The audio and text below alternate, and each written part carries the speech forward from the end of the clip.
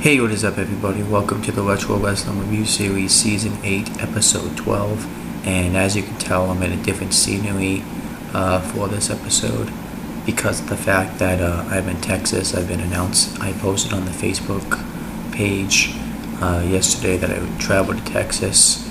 I wanted to have these reviews done before I came here, but it just couldn't work out that way, so I'm going to try to finish them while I'm out here when I'm not doing anything. And yesterday definitely was an interesting day because we got to the airport at like 10 o'clock, and then we ended up sitting there waiting for the plane for 2 hours at maybe 12 o'clock. That's the time we got on the plane, and I had the 3-hour flight, which kind of sucked in a way because I couldn't use my phone because Spirit doesn't provide Wi-Fi, so that kind of sucked because I had planned to do things on the computer and stuff while I was on the plane. And then we came here, kind of hung out with my family. I've mentioned why I was up here, my cousin's graduation, but I'm here to give you this video now.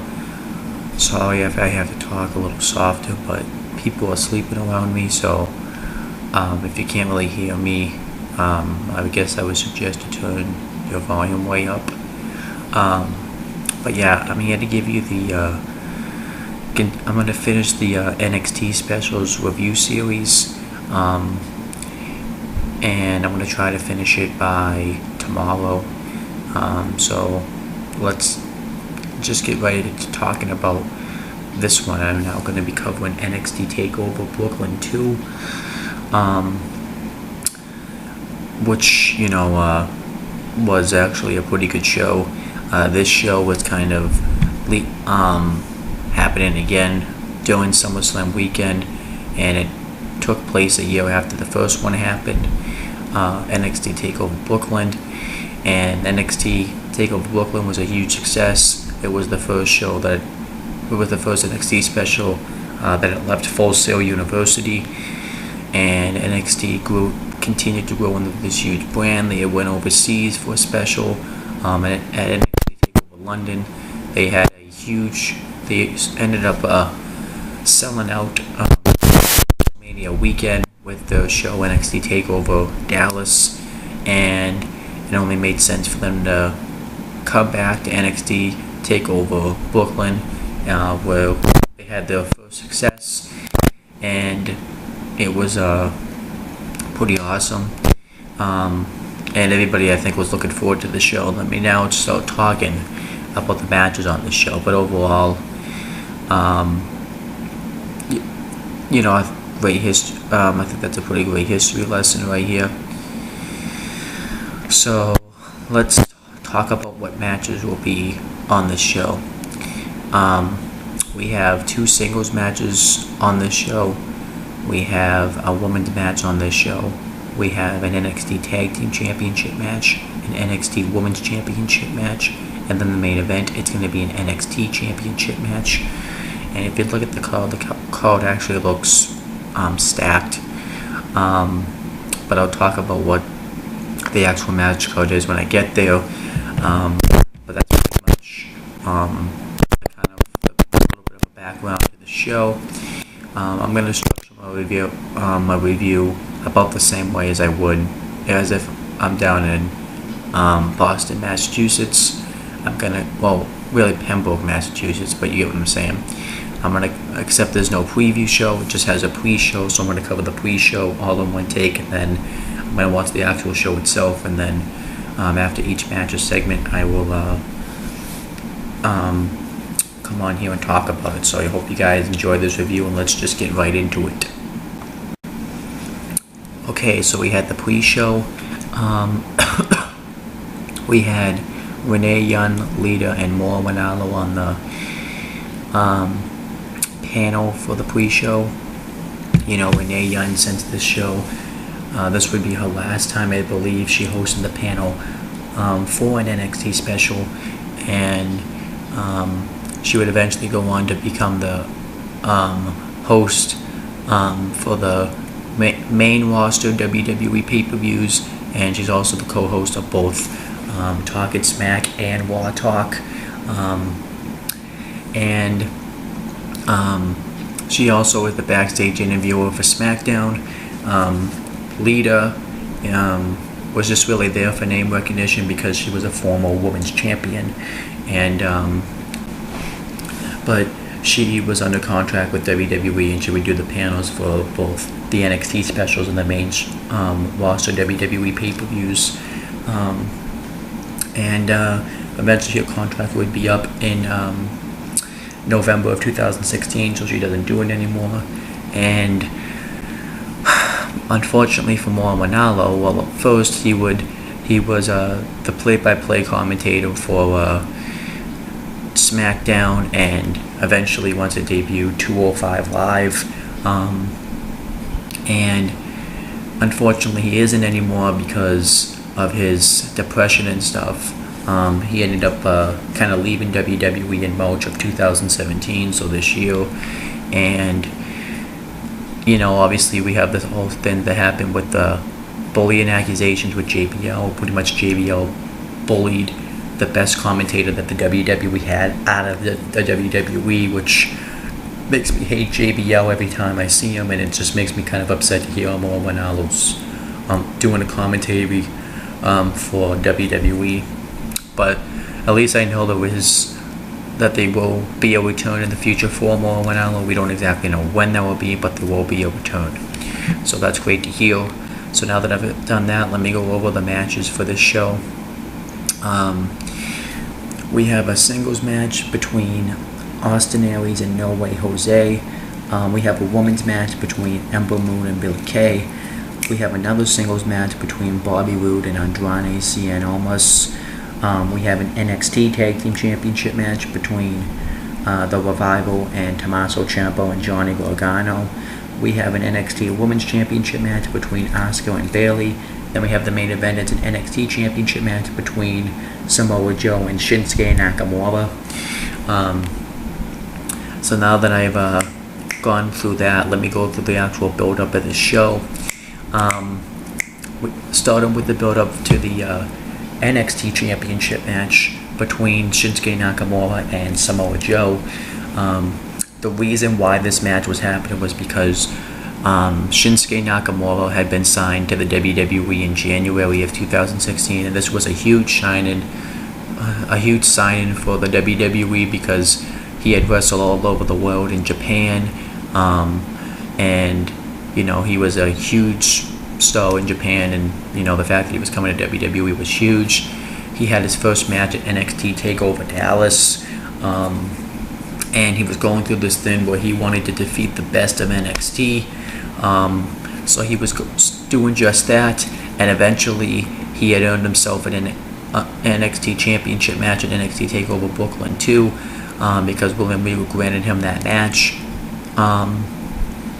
And it made sense because they were trying to position Shinsuke Nakamura to be the face of NXT. He was just at that point around this time. So, having him face Samoa Joe was a huge match, and Samoa Joe was the NXT champion. But Samoa Joe felt like that Shinsuke Nakamura didn't deserve an NXT championship match because of the fact that before he won the NXT championship, William Regal made him jump through all these hoops, and he felt like that Shinsuke Nakamura should have to do the same thing. And he said that he'll face anybody else, but he didn't feel like Shinsuke Nakamura was a worthy opponent. But William Regal refused, saying that this is going to be a big main event for NXT TakeOver Brooklyn 2. So then Samoa Joe threatened that if he sees Shinsuke Nakamura before then, he will not make it to NXT TakeOver Brooklyn 2. So then Samoa Joe, Shinsuke Nakamura would say that the reason that Samoa Joe doesn't really want to face him at NXT TakeOver Brooklyn 2 is because he's afraid of him, and if Samoa Joe wants to take him out, he's not a hard guy to find. So after a match Samoa Joe had in NXT, he continued to put his opponent in the Corkia clutch, but then Shinsuke Nakamura Nakamura came out, but so they couldn't get into blows because William Regal wanted to protect. Because William Regal was the NXT general manager at the time and still is to this day. He wanted to protect his main event, so he had security break him off and everything. And Shinsuke Nakamura was teasing Samoa Joe by twisting his nose and, slapping him in the face to really get it under his skin. And then during an interview segment in NXT, Shinsuke Nakamura talked about how Samoa Joe doesn't show respect to anybody backstage in the locker room, and how he's looking forward to being the NXT champion. And Samoa Joe, said that he didn't, that he was going to beat Shinsuke Nakamura, and Shinsuke Nakamura was playing mind games with him. So Samoa Joe got up, and security had to hold him back again. So this kind of led us to this match, and overall I thought this was a really well built up match, and it was a dream match we had never seen before. We never saw this match anywhere else, and we were going to see it at NXT TakeOver Brooklyn 2. So then moving on, we have the next match. It's the build up for the NXT Women's Championship match between Asuka and Bayley. And the reason why this match was happening was because Asuka had won the NXT Women's Championship from Bayley at NXT TakeOver Dallas. Bayley talked about how she threw everything that she could at Asuka, but she had an answer for it, and she just was better than her that night. Because Asuka was somebody that was dominant in NXT. She was taking out the entire women's division. She had never lost a match in NXT. Bayley was supposed to have a rematch at NXT TakeOver at the end. However, she ended up getting injured during a match, and the medical personnel felt like that she wasn't able to compete, so they pulled Bayley from that match. So eventually Bayley made her return to NXT, and she went on and started gaining all these victories, started to tell her story to the world to get into a rematch, and eventually the match was set for NXT TakeOver Brooklyn 2, and Bayley wanted to win this match because she felt like she had home field advantage, because this was where she finally had achieved her dream at the previous NXT TakeOver Brooklyn, when she won the NXT Women's Championship, and she wanted to do the same thing and make lightning strike twice at NXT TakeOver Brooklyn 2, but Asuka would talk about how Bayley's not good enough to beat her, and that how she's a dominant champion. So, the rematch was set. Obviously, the biggest story of this match was Bayley's road to get into the rematch, because she didn't just get the rematch right away. They actually built a story around it, which was really good. I liked it. And then we had the build-up for the No Way Jose and Austin Aries match. No Way Jose had debuted on an episode of NXT, and he pretty much was a fun-loving party guy. He was someone that got down and danced, but when he got in the ring and wrestled, he would kick your ass. And I'm not usually a fan of those type of gimmicks. I usually am, because I'm all about wrestling, having fun in wrestling, but sometimes if that gimmick is put on the one guy, it can't work. But No Way Jose makes it work because he's talented in the ring, and he pulls this gimmick off really well, and you actually want to feel like dancing when you see No Way Jose come out. But meanwhile, you had Austin Aries, who had lost a match to Shinsuke Nakamura at NXT TakeOver the end, and he was upset about it, but No Way Jose say that he shouldn't be upset about it. He should hold his head high and bounce back from this win and get down and have fun. And Austin Aries came out after No Way Jose had a match and said that he was right. This business is about having fun. It doesn't matter how much you win or lose. So then they started dancing together, and then Austin Aries ended up turning heel and beating the crap out of No Way Jose, which made sense because I think Austin Aries, I think he's a great babyface, but I think he's also a fantastic heel. So having him turn heel was awesome, and he completely beat the crap out of No Way Jose. But No Way Jose, after Austin Aries had a match, got his revenge on him and try to attack Austin Aries, and we started to see a new aggressive side of No Way Jose, which was awesome. But Aries ended up taking off with the crowd. So then William Regal made the match for NXT TakeOver Brooklyn 2, Austin Aries versus No Way Jose. So the match overall had a decent story behind it, and it made sense. And then we had the build-up for Bobby Roode and Andrade Cien Almas. Bobby Roode was the hugest free agent out there in professional wrestling. He ended up leaving TNA Impact Wrestling in March of 2016, and we weren't really sure what was going to happen with Bobby Roode, but we saw him sitting in the crowd in NXT TakeOver Dallas, and Bobby Roode,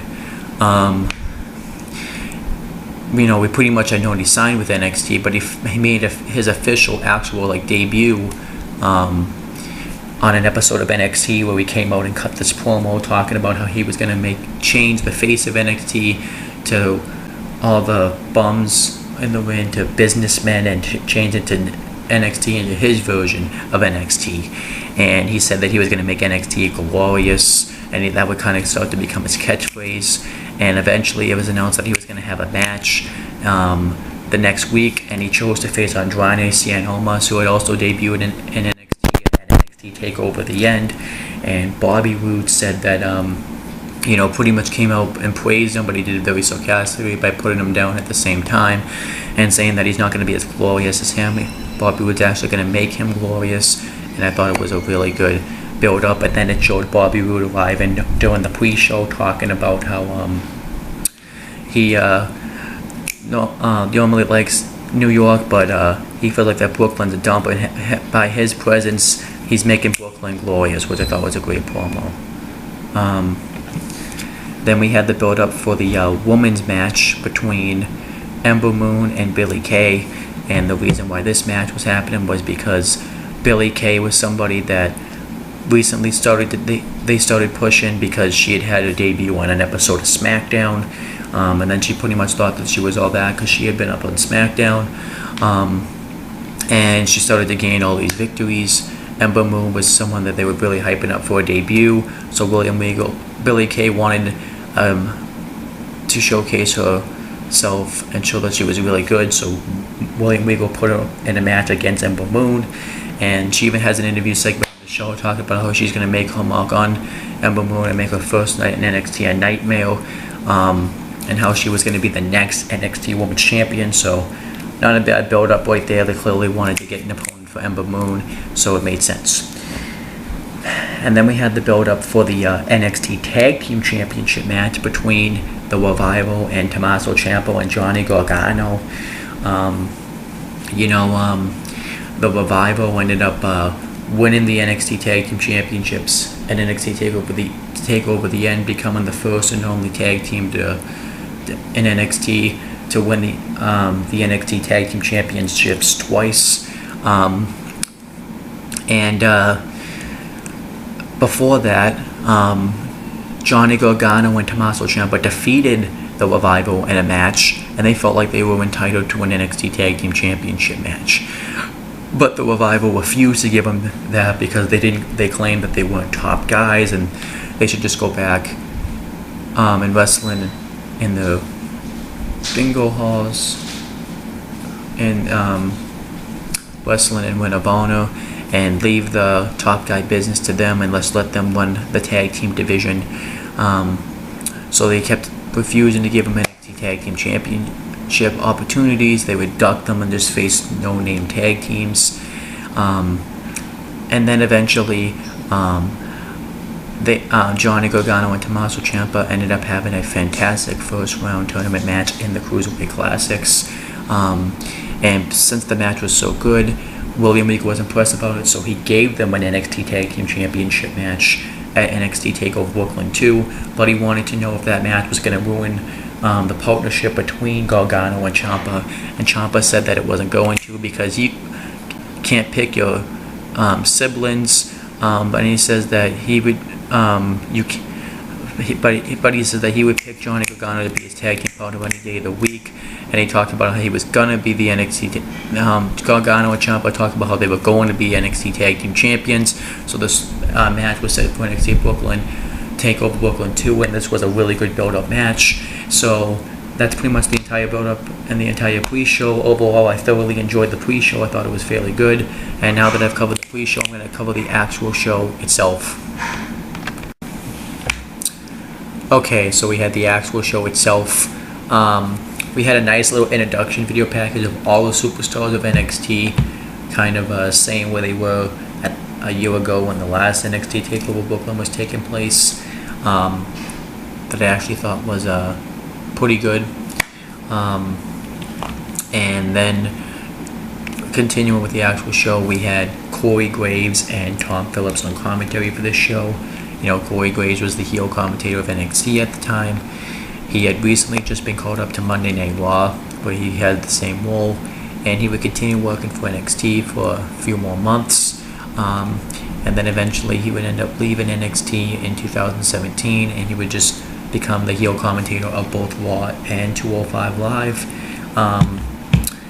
Tom Phillips I've talked about Tom Phillips. He likes to cost people their jobs. He likes to send people a picture of himself saying that he's gonna face fuck them on an airplane. It's really weird. And for some reason the WWE has a big hard on for this guy because he's the current play-by-play guy in NXT, 205 Live, and SmackDown. So I don't know what they like about Tom Phillips. But then we get the first match on the show.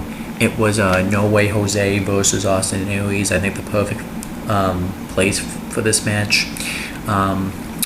And when the match starts, No Way Jose actually has a nice special entrance where he brings out members of the fans to as a condom line. I thought that was actually really cool. But getting to the match, I thought the match actually was a pretty good match. No Way Jose at first is being out wrestled by Aries, but then he starts really beating the crap out of Aries in the beginning of the matchup. Austin Aries tries to shake his hand. Jose slaps him in the face. He kind of out wrestles Aries. He beats the crap out of him, hits a big right hand driving Aries out of the ring.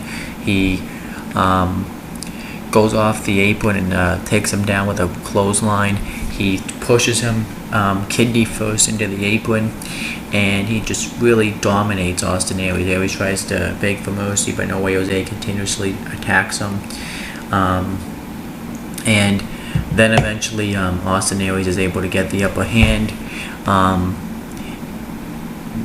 and he hits a clothesline on No Way Jose, and he dominates him.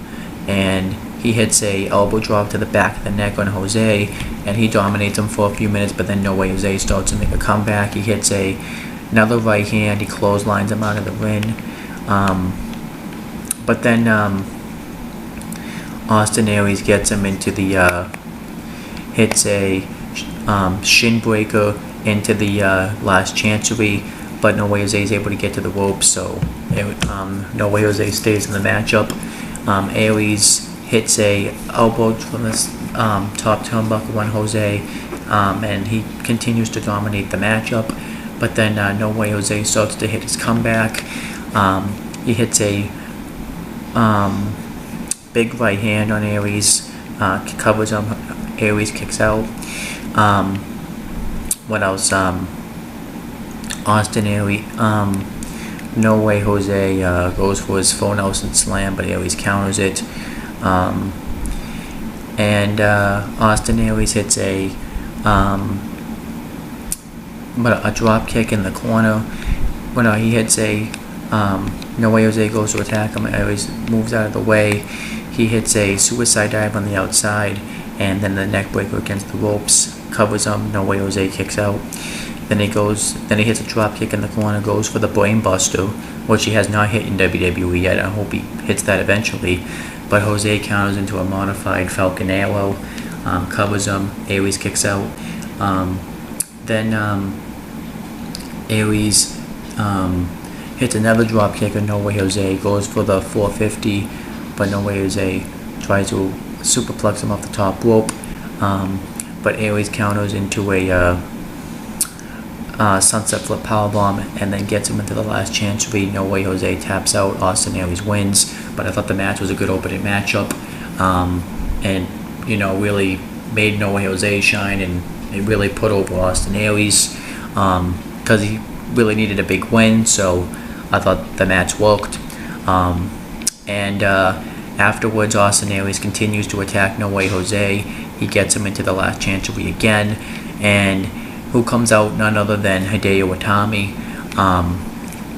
And Hideo Itami had returned to NXT because he had been injured due to a shoulder injury, so they wanted to get him on the show, so they brought him out for this, and he has a face-off with Austin Aries, and I'm still shocked kind of how over he was, just because NXT had grown into this huge brand since he had been gone. A lot of new faces showed up. I wasn't sure if he was going to kind of be forgotten about, but apparently a lot of people still remember Hideo Itami, especially too with like the debut of Shinsuke Nakamura. So, but Aries attacks him. Itami fights back and hits a go to sleep on Aries, and this kind of set up a feud between them.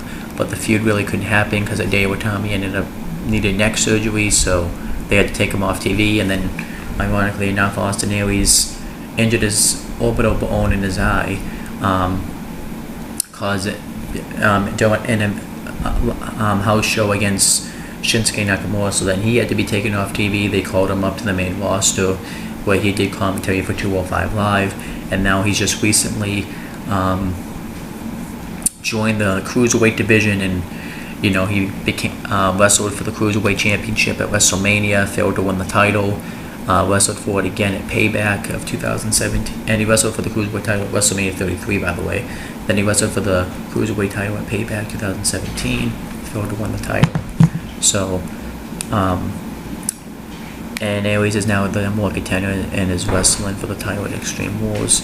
And then, meanwhile, No Way Jose is pretty much in the same spot, which I think is still a good spot. I kind of wish he would progress up a little more and they would push No Way Jose, because I actually think he's pretty talented. He can connect with the audience really well. The only problem is I don't know how well his gimmick would translate to the main roster if he got there, but at this moment I think No Way Jose is actually, he's not the best wrestler, but he's actually a pretty decent performer, so I like No Way Jose. And I still think he's a good wrestler, but he definitely has that character and that charisma, which is something you can't teach. So overall, I thought Austin Aries benefited from this match. No Way Jose sort of benefited. I thought this put No Way Jose on the map, and this benefited Hideo Itami. And Hideo Itami is now recently back in NXT, and at NXT TakeOver Chicago, which has already happened. But he ended up fighting Bobby Roode for the NXT Championship, so that's pretty good right there. Okay, so next match was Billie Kay versus Ember Moon, and I thought this was a solid match here. Ember Moon and Billie Kay both start chain wrestling each other. Ember Moon hits a springboard crossbody, and eventually Billie Kay is able to dominate her. She hits a clothesline on her, and she hits an 8 defeat, and she pretty much dominates the rest of the match. But Ember Moon starts to make her comeback. She hits a stand-up neck breaker into a suplex, and then she hits hits a cartwheel splash in the corner, or a backflip splash in the corner, I should say, and the stunner off the top turnbuckle, which is called the Eclipse now, for the win. And overall, I thought it was a decent match. It really showcased Ember Moon, and pretty much Billie Kay went on to become like the number 2 heel, but maybe like the number 1 heel, because Asuka hadn't turned heel yet, in the women's division after this. And Ember Moon would go on to have a huge undefeated streak. She would finally wrestle for the NXT Women's Championship at NXT TakeOver Orlando, where she would lose, and then now she's out due to an injury.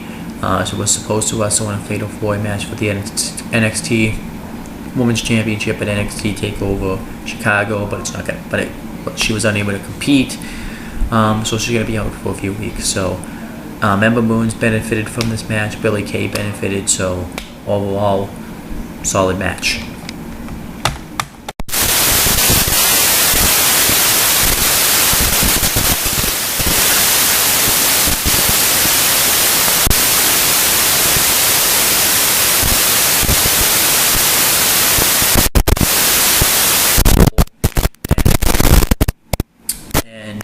he holds him like a cent down, kind of showing how glorious he was. I thought that was really cool.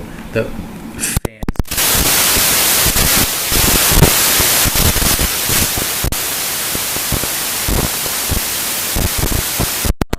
They both start chain wrestling. Rude tries to kick, tries to throw Almas outside the ring. Almas stands in between the ropes, and Rude tries to kick him in the ribs, but Almas blocks it, hits a clothesline on him, dominates the first half of the matchup, hits a drop kick on Rude. He hits a springboard crossbody on the outside, and then he goes for the a move off the top, goes to hit a dive up the top rope, but Rude crosses him against the turnbuckle, and then Bobby Roode dominates the matchup for a few minutes. He goes for a suplex, almost counters with a drop kick, and then he starts to make his comeback. He hits a corkscrew clutch on the outside. Then he hits a like a high crossbody in the ring, covers him. Roode kicks out, and then he goes for the double knees in the corner. Bobby Roode hits a clothesline. Almas kicks out, and then Almas pretty much hits a wheelbarrow bulldog, a wheelbarrow bulldog. No, yeah, a wheelbarrow bulldog. And what else does he hit? He goes for the moonsault, but Roode gets the knees up, and then he goes for the for a fisherman suplex, almost counters with a roll up, and then he hits a kick to the head. Then he hits the double knees in the corner. He goes for the hammerlock DDT, but Roode counters into a spine buster, and then he hits the glorious bomb, which is like known as like a pump handle slam for the win. And Bobby Roode wins his first match in NXT, which made complete sense because he really wanted to build up Bobby Roode, so that made sense.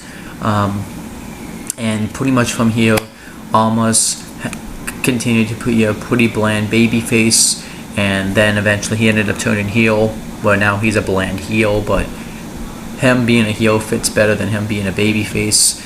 And then as for Bobby Roode, he went on pretty much to take NXT by storm. He really has made NXT his show, because he went on to win the NXT Championship at NXT TakeOver San Antonio, and he's been the NXT champion since then. He hasn't even lost a match, at least a singles one-on-one match anyways, in NXT, and he's right now the top heel in NXT. So overall, Bobby Roode benefited hugely from this. Him coming to WWE, I think, was the best decision that he's made. I kind of wish he had gotten there sooner, because NXT roster isn't like as huge as it was when he came.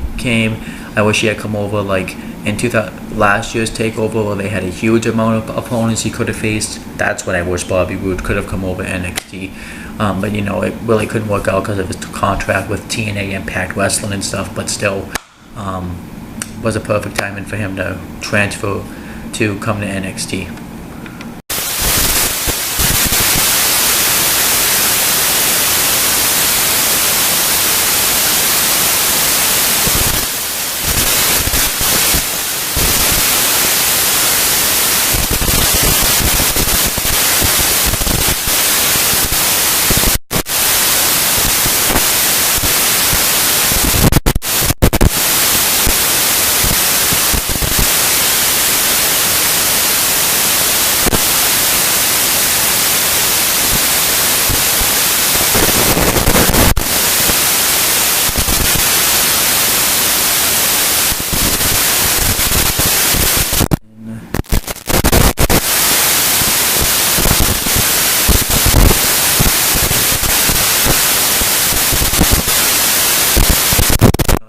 Alexander Wolf, Nikki Cross, and Sawyer Fulton. Sanity has gone on to pretty much so.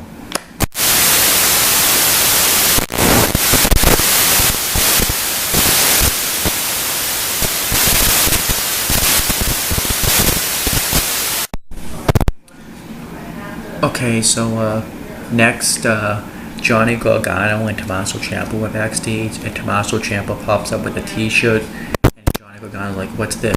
Like, you know how we always, and Tommaso Ciampa says, "You know how we've always talked about doing things our way. Well, now we're DIY." So this is pretty much how they got their tag team name. So yeah, pretty decent backstage segment here.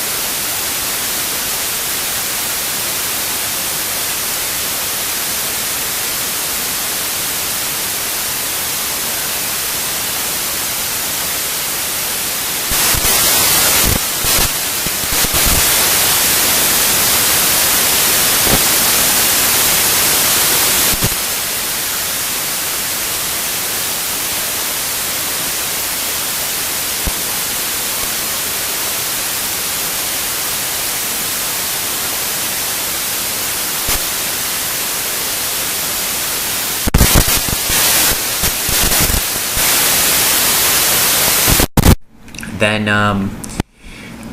the Revival go for the Shadow Machine, but Ciampa's able to counter it, and he stacks up Dawson into a roll up, and Dawson kicks out, and then they hit Meet Me in the middle onto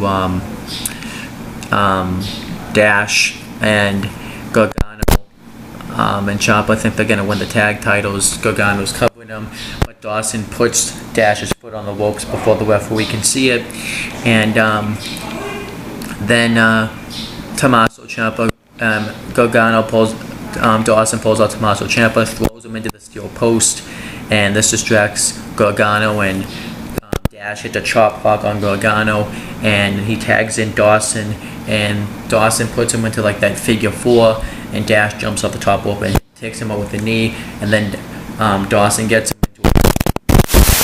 Gargano into a reverse figure four, and Gargano's trying to fight through it. He doesn't want to tap out, but then eventually Gargano has no choice to tap out. Championships, and yeah, this ended up being a great match.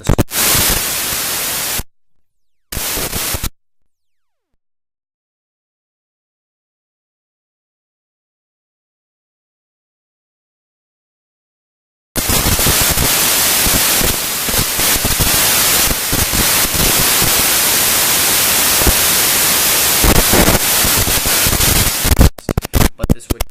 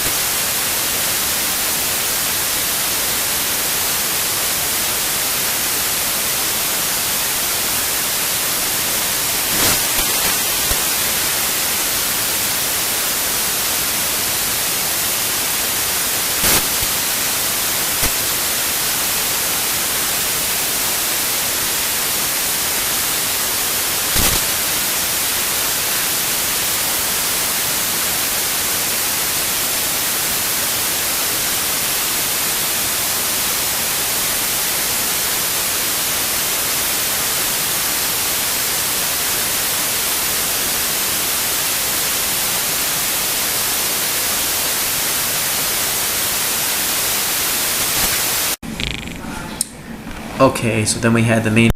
It was an NXT Championship match. NXT Champion Samoa Joe versus Shinsuke Nakamura. Shinsuke Nakamura had a great big entrance. He had a guy come out, well, I should say a violinist come out and play the violin to like his theme song, the violin portion, which I did like, but it was kind of pointless for him to come out there because you could still hear the violin and his actual theme when he came out. But it was still, the guy still did a pretty good job. It's just, if they were going to do that, I think it would have been a good idea to cut out his violin on this is theme. But we get the and actually too before this too, I like the way they set this up. Samoa Joe came from like backstage and he actually ended up shoving a security guard, and then when he came out he said that he was the most precious, vicious, and like prizable superstar in WWE, which I did like that. He ended up shoving Shinsuke. Shinsuke goes for a kick before the match just to kind of show that there's some animosity there. And then we get the match itself, and they both start chain wrestling each other in the beginning of the matchup. And Shinsuke Nakamura hits a ton of chops on Joe. Joe is out wrestling Nakamura in the beginning, but Nakamura is eventually starts to wrestle Joe. Nakamura and Joe go in the corner. Nakamura swings his head down and puts his hand into Joe's stomach, and then Nakamura hits a Insiguri on Joe, and he kind of starts to wrestle someone with Joe, and Joe hits a big on Nakamura, and Joe goes for the clutch, but then Nakamura hits an Insiguri on him. Nakamura hits it on the apron. Then he, Joe hits the splash into the Insiguri, and then Nakamura tries to charge at Joe, where he kind of botches and hits a botch Uranagi on him, which he kind of messed up.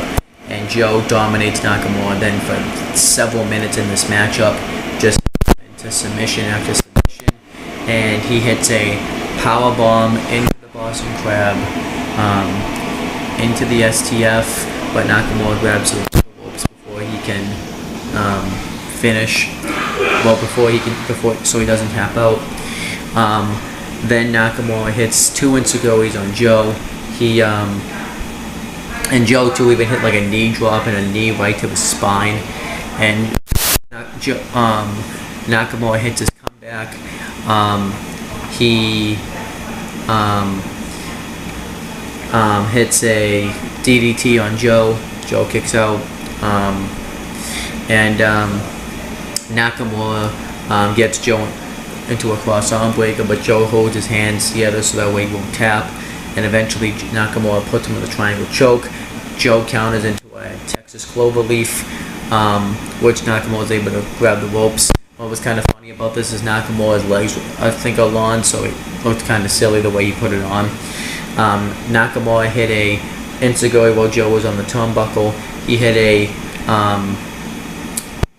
flying knee right off the top rope, and then eventually Nakamura goes for the reverse inverted exploded suplex, and Joe's countering it at first, but then Nakamura hits a German suplex, and then he goes for the Kinshasa. Joe counters into a scoop slam. Nakamura kicks out, then Joe gets him into the Corkia clutch. Nakamura is able to get to the ropes, and then Joe hits the muscle buster on Nakamura. Nakamura kicks out. He goes for it a second time. Nakamura is able to fight out of it. Hits a Kinshasa while Samoa Joe is sitting down and covers him. Joe kicks out of this Kinshasa, which this was the first time ever on NXT anybody had ever kicked out of the Kinshasa, so that made that really important. And you can tell Joe broke his jaw because he was holding his jaw. I don't know. I think he was just selling it unless he really broke his jaw. I don't know. and then Nakamura hits the knee right to the back of the head off the second turnbuckle. Then he hits a second Kinshasa for the win, and Shinsuke Nakamura becomes the new NXT champion. And I thought this match was really good. Was a little bit slow at points, but I thought they had some good submission wrestling in this match. I thought they had a good finish with Nakamura winning. He kind of validated his push and showed that he was the face of NXT. I thought Joe was really aggressive in this match. I thought this was a really good main event, and it definitely delivered. And then the aftermath came as they would continue feuding with each other. Samoa bring back the NXT championship from Nakamura at two-time NXT champion, but then Shinsuke Nakamura would win it back a couple of weeks later in his home of Japan and become the second ever two-time NXT champion. And then the feud would end when Nakamura defeated Samoa Joe inside a steel cage the next week, and then that would end up being Samoa Joe's last match in NXT. He would get called up the night after the Royal Rumble to the main roster.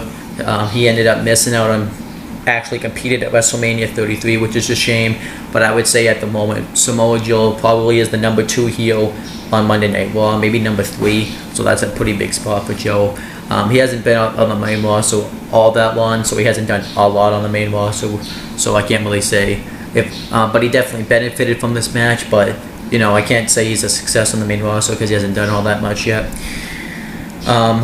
As for Shinsuke Nakamura, he would go on to lose the NXT Championship to Bobby Roode in NXT TakeOver San Antonio, and then he would have his final match in an NXT special in NXT TakeOver Orlando against Bobby Roode in his rematch, and then he would be called up to SmackDown for, during WrestleMania weekend,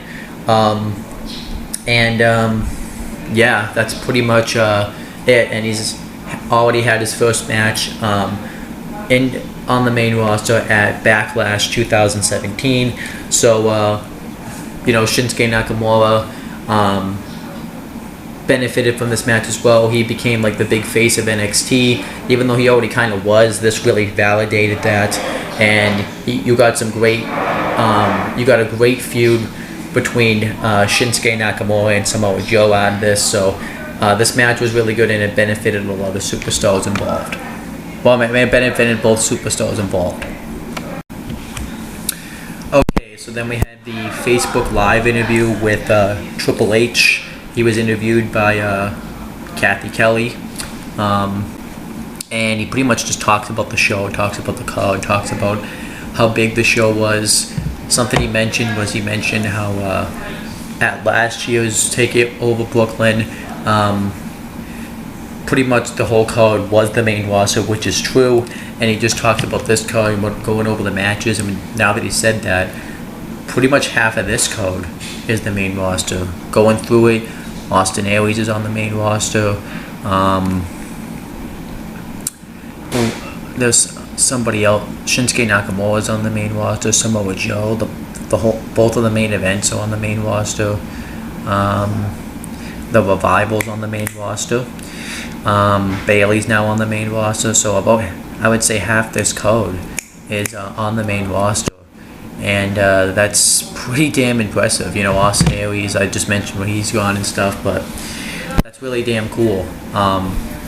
He talks about how he feels about NXT branching. He even mentions diversity because both the NXT champions were international. Shinsuke Nakamura had won the NXT title on the show, and Asuka was the NXT Women's Champion. So we talked about diversity, and it is kind of nice to see that NXT was more of a diverse, whereas the main roster wouldn't put probably the title on Shinsuke Nakamura or Asuka, because that's a main problem I've talked about with the main roster. So overall, listening to this interview was definitely very informative, so I really enjoyed it. Okay, so now let me give you my overall thoughts, but first, obviously, the star ratings to each match. For the Austin Aries No Way Jose match, I'm going to give that match 3 stars because it was actually a pretty enjoyable match. For the women's match, I'm going to give that match 2.5 stars. Decent match, put the right person over where it was supposed to. For the Bobby Roode Andrade Cien Almas match, going to give that another 3 stars because that just was a good match, good showcase for Bobby Roode. For the match, I'm going to give that match 4 stars because that was just a fantastic match. Good tag team psychology, good storytelling, just good in-win work all around. For the NXT Women's Championship match, probably going to give that match probably 3.5 stars. It was a good, solid NXT Women's Championship match. Good send-off for Bayley. So, and then for the NXT Championship match, I'm probably going to give that match 3.25. It was just a good all-around submission-based type of match and stuff. And the right person went over in the right way, and it was just a big main event. So yeah, that's my thoughts. So let me say the ratings again, star ratings again. For the Austin Aries No Way Jose match, 3 stars. For the women's match, 2.5 stars. For the Bobby Roode match, 2 stars. The NXT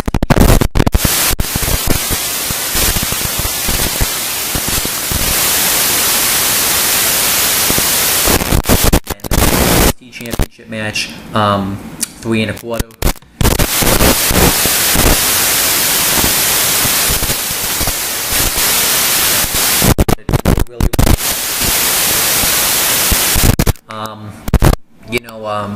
It felt show.